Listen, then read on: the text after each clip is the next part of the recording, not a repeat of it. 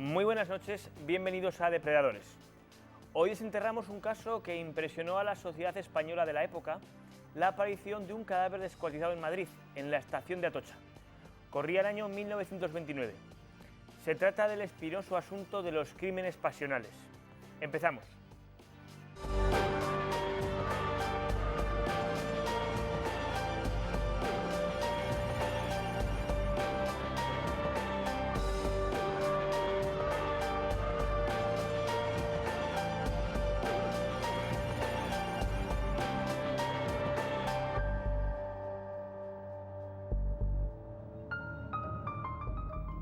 César nos acompaña una noche más. Buenas noches, César. Buenas noches, David. Además, tenemos esta velada la novedad de introducirnos en el terreno de los crímenes pasionales, algo que hasta este momento no habíamos tenido ocasión de estudiar, porque a lo largo de nuestra siniestra lista de asesinos hay multitud de móviles, pero desde luego el pasional no.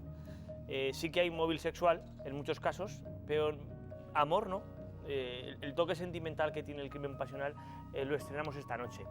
Con el caso del crimen del cadáver descuartizado. Vemos en el plasma ahora mismo una foto original de la época, del momento en el que se descubrió el baúl, del que ahora hablaremos, con los restos mortales de un empresario, Pablo Casado.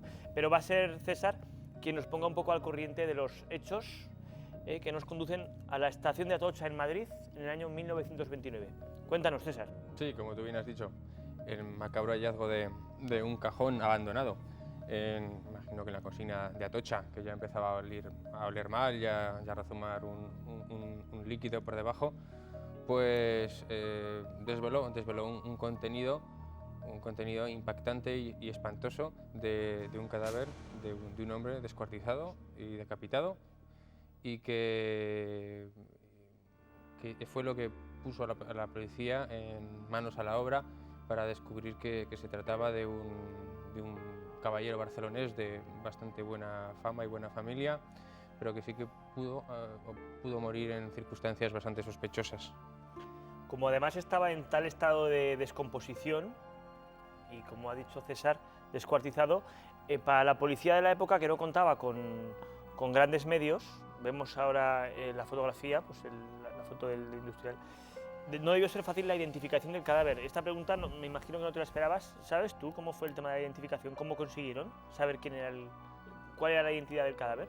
Hombre, yo he leído algo que tuvo que ver eso con que este hombre tenía unas lesiones genitales producto de la tuberculosis y que ayudaron en la identificación.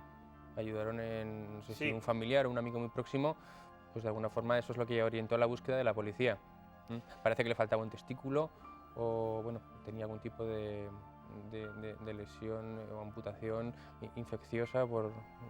Sí, fue efectivamente por algo así, a través de un amigo del industrial, con el que solía quedar a tomar café en Madrid, y cuando faltó a su cita, pues este amigo empezó a atar cabos, y cuando oyó en las noticias lo que había ocurrido, pues fue al depósito de cadáveres, y allí sí que identificó a Pablo Casado. Claro, porque en estos años, lógicamente, no estaba tan desarrollado los métodos de investigación de la policía, claro. Y entonces era la identificación era pues mucho más, imagino... Sí, vemos imágenes ahora, además, del momento en el que se descubrió el baúl y abrieron esos periódicos, y debajo ahí, efectivamente, así fue como se descubrió los restos.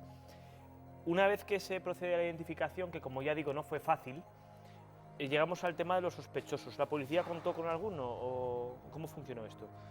Bueno, pues eso, una vez que se supo quién era, ¿no? Y que coincidía, que era una persona que faltaba hace varios meses de su domicilio, pues los dos sospechosos principales pues fueron dos personas de su confianza y de su círculo íntimo. Uno de ellos su criado, con el cual convivía hace tiempo y parece ser que mantenía una relación más allá de lo profesional. Sí, lo estamos viendo ahora en la imagen, porque esto finalmente fue su criado el asesino, como luego nos comentará César, y vemos ya una foto de la detención, ¿vale? Aquí vemos una foto ya de retrato, Ricardito, que es como se llamaba la foto del asesino. Perdona, te he interrumpido.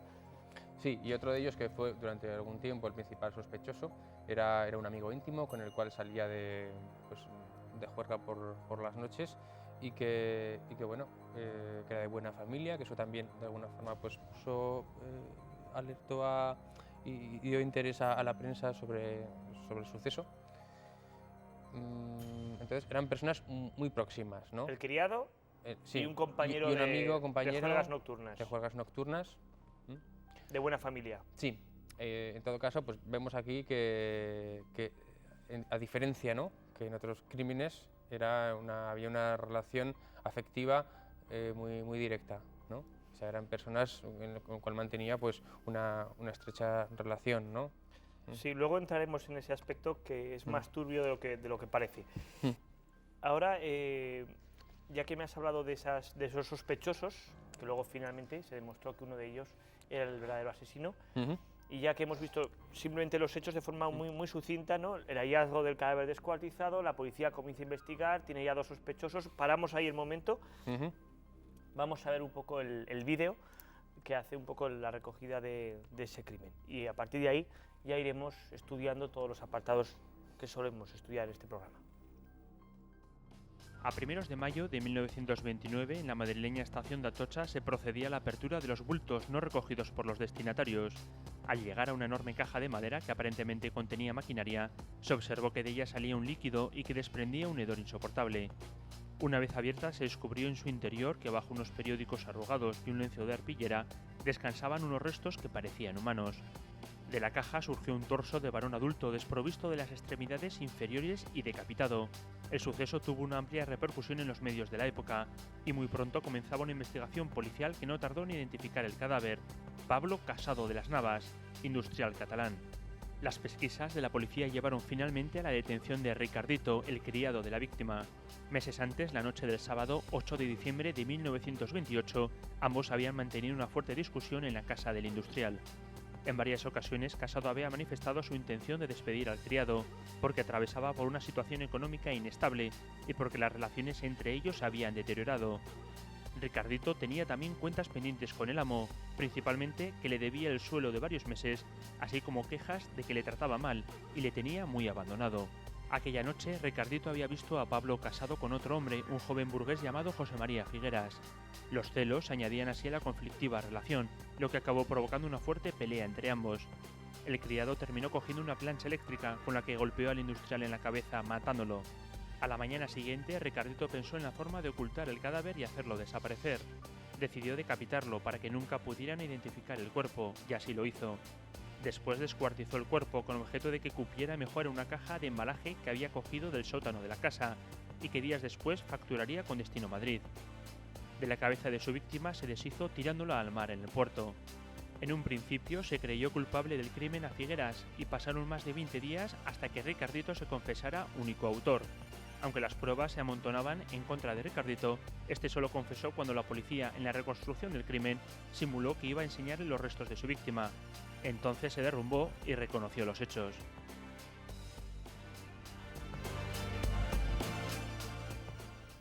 César ha señalado que la relación que mantenían Ricardito y el joven burgués era de amistad, o por lo menos de entorno cercano. Lo que ocurre es que la cosa va bastante más allá, puesto que podemos hablar de relación sentimental. Pablo Casado, el industrial víctima del asesinato, estaba prometido, iba a casarse con una joven de Madrid, también de buena familia, como es habitual en la época, ¿verdad? Matrimonios de la misma clase social, del mismo entorno, pero sin embargo, Pablo Casado tenía algo que ocultar, una doble vida, algo bastante habitual para el tema que nos ocupa, que es el de los homosexuales, ¿verdad? Sí.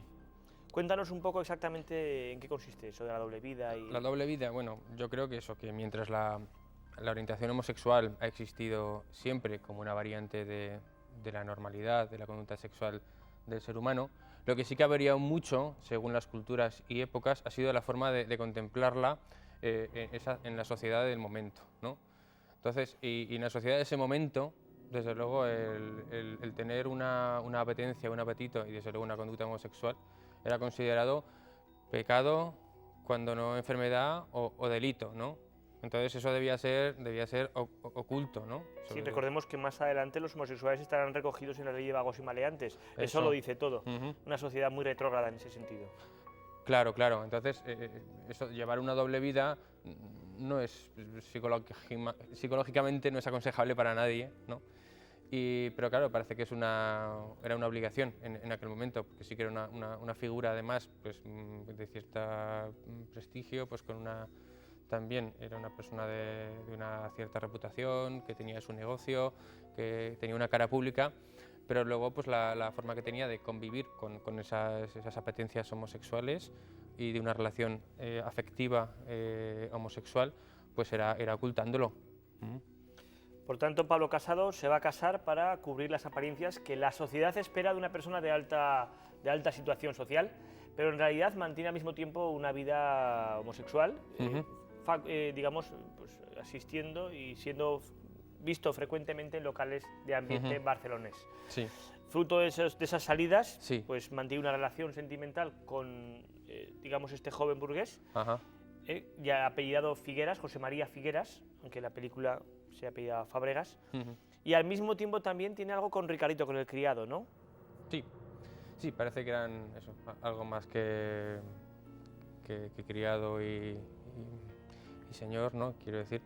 Y además, pues parece ser que tenía una amistad estrecha en el que pues, compartían muchas cosas y les unía, pues eso, algo más que lo económico, ¿no? Y es más, imagino que el apelativo Ricardito, pues ya hace ver pues, la relación sentimental, ¿no? El afecto que se tenía hacia este hombre, que desde luego no nos intimida demasiado este apodo, así como hemos visto otros asesinos, ¿no? que parecían unos predadores y que asustaban, pues en este caso Ricardito, pues parece que era, al final resultó ser el asesino, pero parece que era una persona bastante querida por la víctima, o al menos que debió ser bastante querida durante parte de su vida. Hombre, está claro que Ricardito no tiene el perfil tremendo, siniestro, terrible que tienen la mayoría de los asesinos de los que hemos estudiado, ¿no? Aquí hemos visto simplemente que Ricardito pues, es una persona llevada, como luego veremos, de la pasión, etc. Pero bueno, a la luz de lo que has comentado, ¿estaríamos hablando de un crimen premeditado o más bien de un acontecimiento que no se pudo calcular? Parece que fue impulsivo y los datos que tengo es que fue en consecuencia de una disputa entre dos personas que tienen una relación muy especial. Lo que había ido a menos, ¿no? En los últimos tiempos parece que esa relación estaba ya bastante estropeada. Estaba deteriorada, ¿no? ¿Y cuál fue el detonante? Incluso pudo haber algo de celos. ¿Por qué? ¿Cuál pudo ser el detonante de esta discusión? Pues eso ya son lógicamente hipótesis y sobre todo pues pueden ser interpretaciones con respecto a la recreación que se hizo para el cine y la televisión de La huella del crimen, ¿no? En donde parece que hubo pues, un momento de celos en el que pues, Ricardo se sintió desplazado o abandonado o traicionado y pues porque su señor, o en este caso ¿cómo se llamaba? Pablo Casado. Don Pablo, sí, pues estaba saliendo por ahí y no le prestaba el caso que él quería. Es que se habló en su momento sobre si en el caso de Pablo Casado estábamos ante un triángulo amoroso. Quizá, como ha dicho César, se trata solo de una recreación del cine, pero lo que sí es cierto es que una de las posibilidades, de las hipótesis, es que lo que desató el crimen fue que Ricardito sorprendió a su señor en un local de ambiente con Fábregas, o con Figueras, como en la realidad se llamaba, con el joven burgués. Sintió celos y eso provocó esa misma noche, ¿verdad?, una discusión. Entonces parece que eso fue impulsivo, fue un hecho, fue una agresión impulsiva, producto de un momento, de unas emociones, una pasión que no pudo ser controlada y que posiblemente pues en ese momento desde luego no se pensó en las consecuencias, pero que pues es fácil también que más adelante se arrepintiese.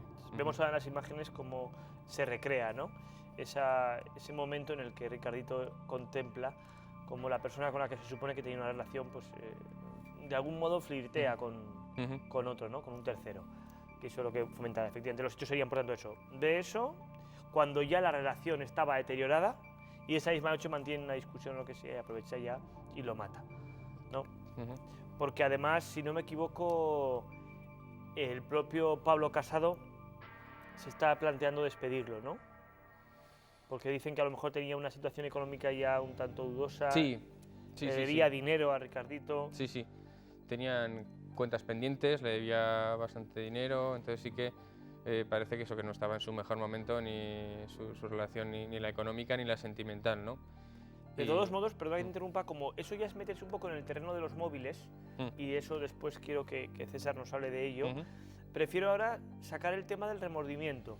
Claro, como Ricardito no cumple el perfil que hemos estudiado hasta el momento, puesto que no es un psicópata en el sentido estricto ni nada por el estilo, aquí sí que te pregunto sobre si Ricardito, y son suposiciones porque no tenemos información, sentiría remordimientos sobre lo que había hecho con posterioridad. Ya sé que con otros no habría nada que hacer, pero Ricardito... Hombre, es propio de las agresiones impulsivas el sentir remordimiento luego. O sea, una vez que ya se ha desatado, se ha desahogado la furia y ha bajado la excitación emocional, pues la persona toma conciencia de lo que ha hecho y entonces puede sentir remordimiento, puede sentir tristeza. En este caso yo creo que incluso pudo sentirse solo y pudo sentir duelo por haber perdido a esta persona que posiblemente seguía queriendo, e incluso desprecio por sí mismo, incluso puede llevar a eso, a querer morirse o a querer matarse.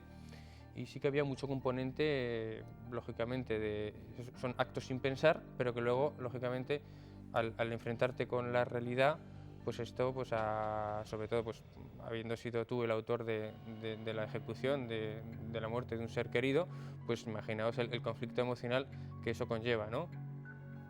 Ciertamente tuvo que ser un impacto muy fuerte. Como lo fue para la sociedad, de hecho estamos viendo ahora en la imagen pues muestras de la repercusión que tuvo en los medios de comunicación. ¿Por qué tuvo esta repercusión en los medios? ¿Crees tú que solo por el morbo de que había gente implicada de clase alta o...? Hombre, el titular es muy impactante. Es el titular de... El cadáver descuartizado. Es la descuartizado. forma en la que... Sí. Pregunto esto y te pregunto ahora, ¿no? ¿Cómo se deshizo del cadáver? Porque de ahí va a derivar nuevas cuestiones. Sí. ¿Cómo fue una vez que tenía el cadáver ahí? Pues intentó... Pues lo troceó. Parece ser que intentó meterlo... Cortó la cabeza y... Bueno, a ver, primero una cosa muy importante, sí, sobre el arma. El arma fue una plancha. Quiero decir, dentro de la premeditación tenemos que ver eso, que no es un instrumento habitual para matar a nadie. De hecho, es el instrumento de un criado, o sea, la persona que estaría acostumbrada a planchar, y no parece tampoco ningún arma demasiado temible. Parece que fue una cosa improvisada. Y entonces yo imagino que con lo que tuviera por casa, también esta persona, pues intentaría hacer desaparecer las pruebas. Cortó la cabeza, precisamente por la identificación, para que no se pudiera, para esconder quién era, y después de envolverla la tiró al mar. Sí, en el puerto de Barcelona. En el puerto de Barcelona. Y con el resto del cuerpo lo troceó para que cupiese en un baúl, que fue el que envió a la estación de Atocha. Realmente estaríamos hablando casi de un caso de violencia doméstica como lo que conocemos hoy día.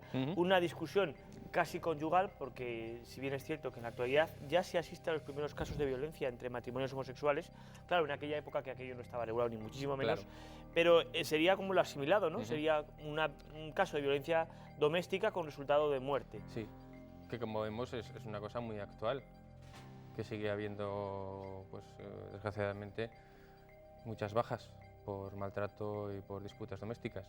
Desgraciadamente. Parece un caso difícil de atajar. Ahora vamos a hacer una pequeña pausa para la publicidad, muy breve, y continuamos con el caso del cadáver descuartizado, entrando ya en el tema de los móviles y en el por qué llevó a cabo ese descuartizamiento tan brutal. Enseguida estamos con ustedes.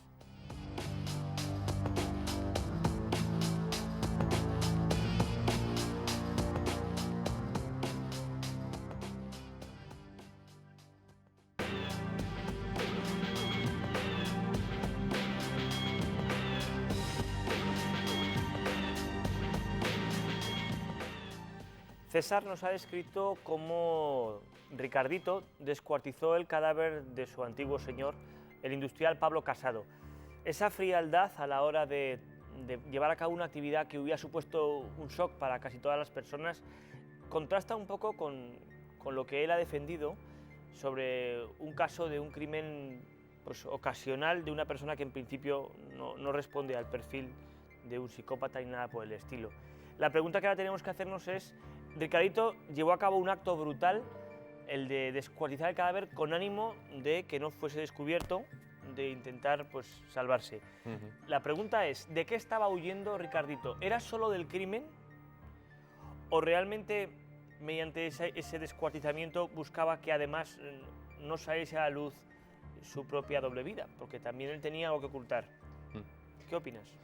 Opino que estas personas convivían con un crónico sentimiento de vergüenza y de culpa, ¿no?, por su relación, que puede resultar incomprensible hoy en día, ¿no?, en tiempos de tolerancia, en que no está tan mal visto lo de tener pues, orientación homosexual, pero eso era la constante de su relación, ¿no? Nadie iba a entender cómo se querían y mucho menos nadie iba a entender cómo podían haber discutido y lo importante que era, bueno, pues, para él ese momento, y nadie le iba a dar la razón, ¿no?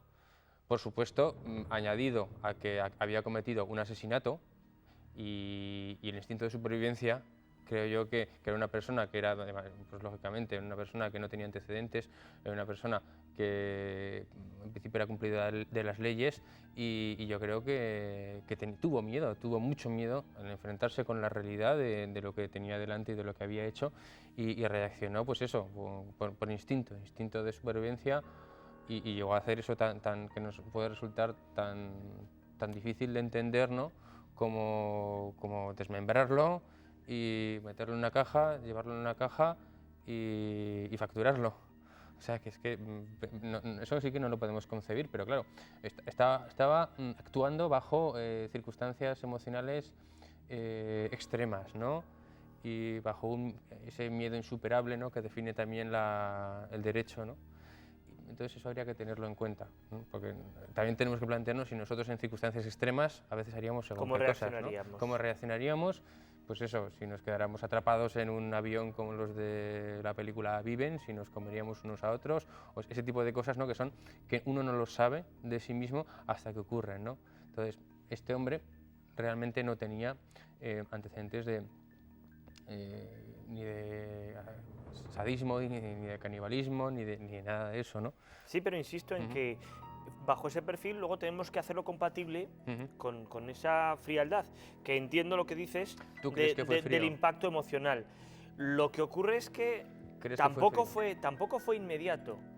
Por lo visto, Ricardito se deshizo el cadáver a la mañana siguiente. O sea que a la hora de hablar de un trastorno mental transitorio, a la hora de hablar de un momento de shock emocional, ya cuesta pensar. Tuvo que desmembrar, como ha dicho César, el cuerpo.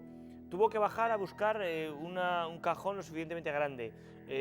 Ahí meter todo el cuerpo. Separar la cabeza llevarla al puerto y esperar un momento oportuno para tirarlo al mar. Volver. 2 o 3 días después, quiero recordar, creo que fueron 2 días, esperar hasta que la fábrica estuviese vacía para coger el baúl con una carretilla. En fin. Por supuesto que hay que entender que en un momento fuerte emocional, que me imagino que puede durar varios días, pero que aún así lo que escandalizó y dejó al público completamente petrificado era cómo había llevado a cabo todo ese proceso para desembarazarse del cadáver. Sí. Cerrando ya el tema de cómo se deshizo del cadáver, salvo que quieras añadir algo. Sí, pero no, tú piensas, yo creo que no. A ver, sí, desde luego es así. Desde luego estuvo suficientemente elaborado todo como para que eso, y suficientemente secuenciado como para que no fuera instantáneo y hubiera elementos ya, pues, ya de controlados y elementos programados y organizados. Pero este hombre, ¿tú crees que disfrutó cortando eso? No, evidentemente disfrutó matándolo. Yo no sé si disfrutó matándolo. O sea, no me encaja, ¿no? Que digo, son especulaciones, ¿no? Y posiblemente, pues claro, no le quedó otro remedio, posiblemente a lo mejor incluso vomitó. Bueno, estoy también... sí, estamos en el terreno de las suposiciones. Sí, incluso pudo a lo mejor vomitar, le pudo dar lloreras, le pudo dar ataques de histeria, y el hombre siguió, ¿no? Yo me lo imagino más así, digo como me lo imagino yo. Con lo cual habría reaccionado por instinto de supervivencia. Sí, y luego se vio y dice, bueno, aquí tengo que salir como sea.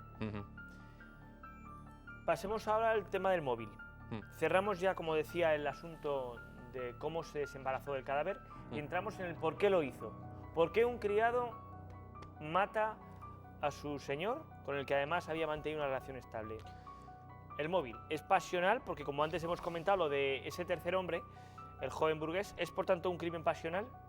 Pues bueno, vemos que la naturaleza de su relación era doble. Era por una parte profesional y por otra parte sentimental. Y entonces el móvil, yo creo que también las dos hipótesis son factibles. Por una parte lo económico, lo material, se tenían cuentas pendientes, no le pagaba e incluso fue encontrado con la cartera y con parte de las ropas de casado. Sí, eso le incriminó de manera... Claro.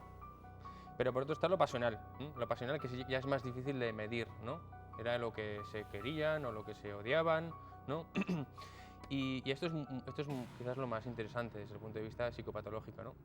Los crímenes pasionales y por qué personas en determinados momentos, en determinadas relaciones, reaccionan de esta forma tan violenta, incluso llegando a la agresión, ¿no? Es la siguiente cuestión que te iba a plantear. Partiendo de que al menos parcialmente se trata de un crimen pasional, lo que nos tenemos que preguntar ahora es por qué ante un mal de amores, ante un caso de celos, como que le puede pasar en cualquier relación, por qué un porcentaje de personas se plantean la solución violenta, la alternativa violenta. ¿Por qué? Generalmente un miembro de la familia, de la pareja, se siente amenazado por el otro. En el momento en que el otro pues le quiere dejar, se siente abandonado o bien por una situación de celos, esa persona siente tanto dolor de la pérdida que reacciona con miedo ante el abandono y posteriormente con rabia, con odio y con ira. Y esa ira la puede sacar al exterior en forma de agresión. Lo más frecuente no es la agresión al otro, o sea, lo más frecuente de hecho es la autoagresión. Muchas veces, y vamos, te puedo asegurar que cada fin de semana se atienden en urgencias jovencitas que se autoagreden por haber tenido algún tipo de conflicto, de celos o de abandonos con sus parejas, y eso es lo más frecuente, ¿no? Lo que sí que es cierto también, que cuando en vez de ser jovencitas son caballeros, cuando el miembro es un miembro varón, pues ahí ya no es tanto la autoagresión, como sí que ya está relacionado más con la agresión al otro. Y aquí nos encontramos en el caso del maltrato doméstico, ¿no? Que en casi todos los casos es un hombre el maltratador. ¿Por qué algunas personas sí y otras personas no? Hay muchos condicionantes, pero desde luego está claro que hay relaciones que son especialmente enfermizas ya en su concepción, desde el comienzo de esa enfermedad, de esa relación, ya hay un amor muy dependiente, muy dominante, muy sadomasoquista, muy posesivo, desde el principio, ¿no?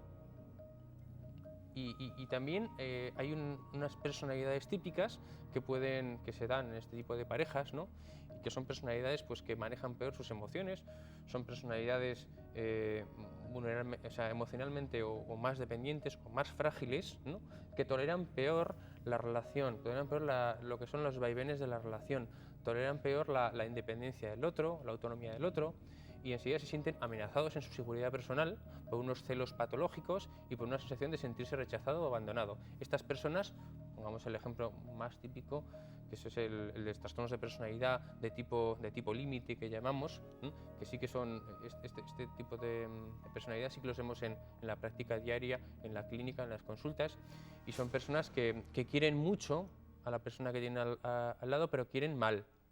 Y quieren mal para la persona que tienen a su lado y para ellos mismos, ¿no? Porque esta relación es campo abandonado para las decepciones sentimentales y para que la persona se sienta muy dolida o bien agobie mucho a su compañero. Lo que está claro es que estos casos, ante la amenaza de que la relación se termine, pues son incapaces de asumirlo, que es lo que ocurre en los matrimonios. En un inmenso porcentaje de los crímenes domésticos se han producido cuando una de las dos partes ha amenazado con terminar el matrimonio, la relación.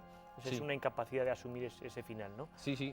Y entonces vemos eso como paradójicamente se desvía el odio hacia el objeto amado.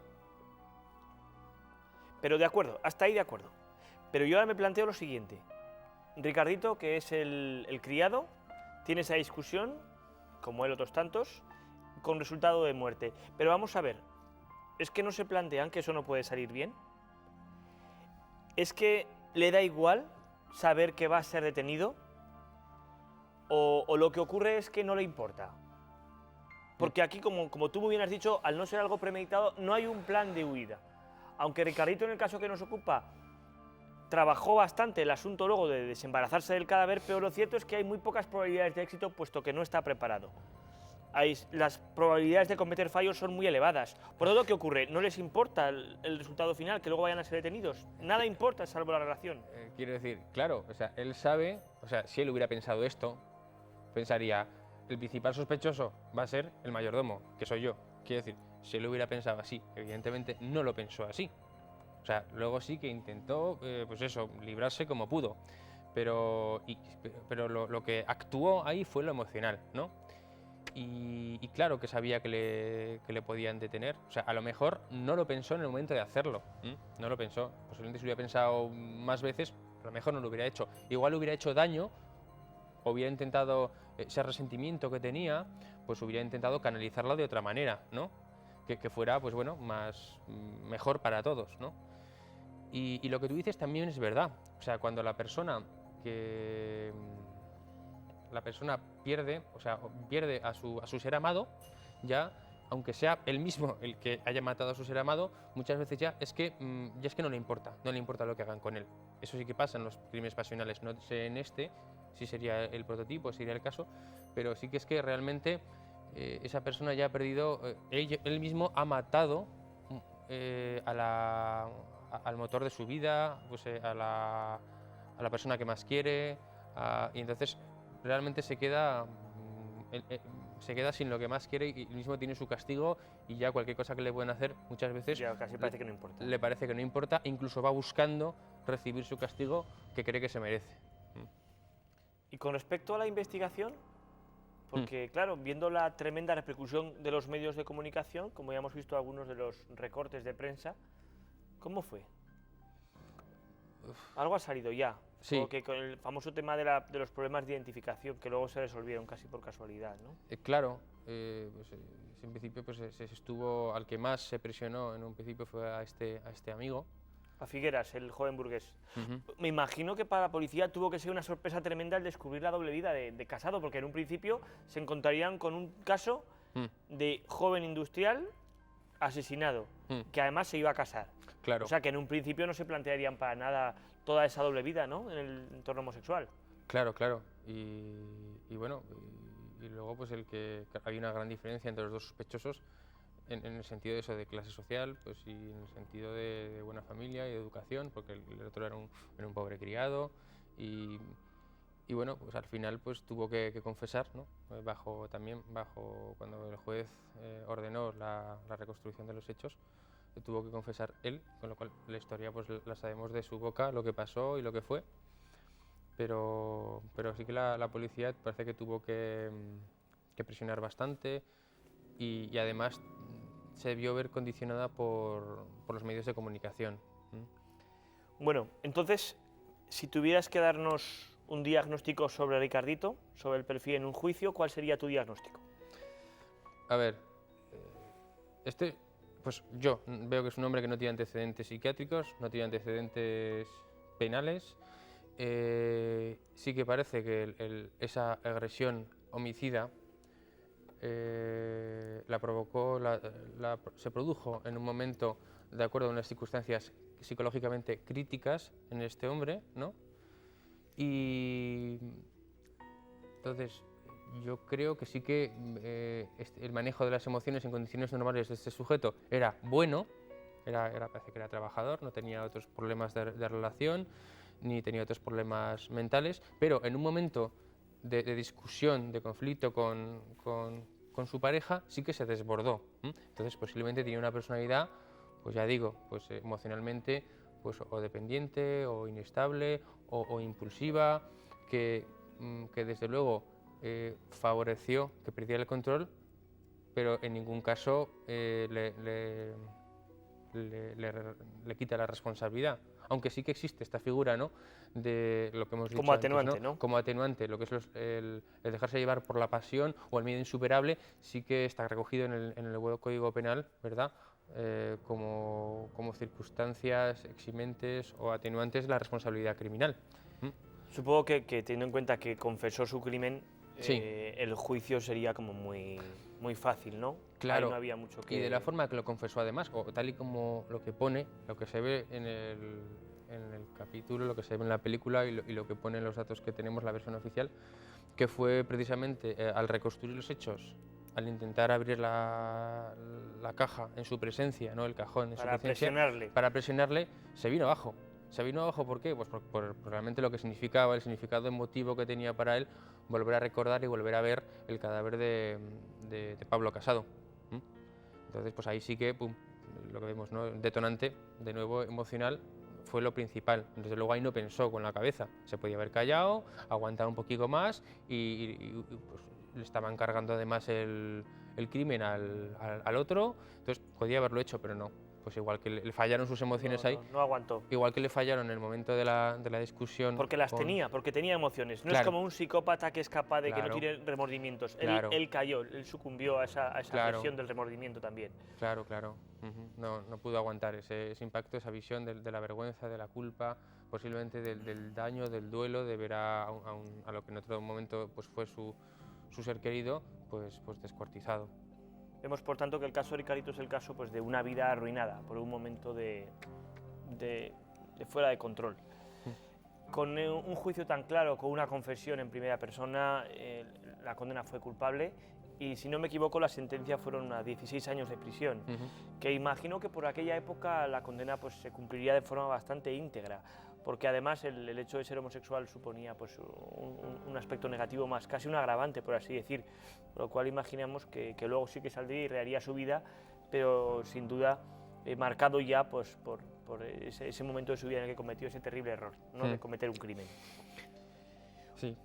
Nada más, César, yo no sé si quieres añadir algo, llegamos ya al final del programa. Sí, yo quiero hacer esa reflexión, ¿no? Pues que este es un hombre que posiblemente pues, no reincidiría, ¿no? Vemos que así como otros casos eran típicamente reincidentes, este ni tenía anteriormente hechos parecidos y posteriormente pues es una persona que a partir de ese momento yo creo que no solamente no reincidió, sino que el único riesgo que tenía a lo mejor era el de coger una depresión muy fuerte por lo que había hecho, incluso pues, en algún momento querer llegar a hacerse daño a sí mismo.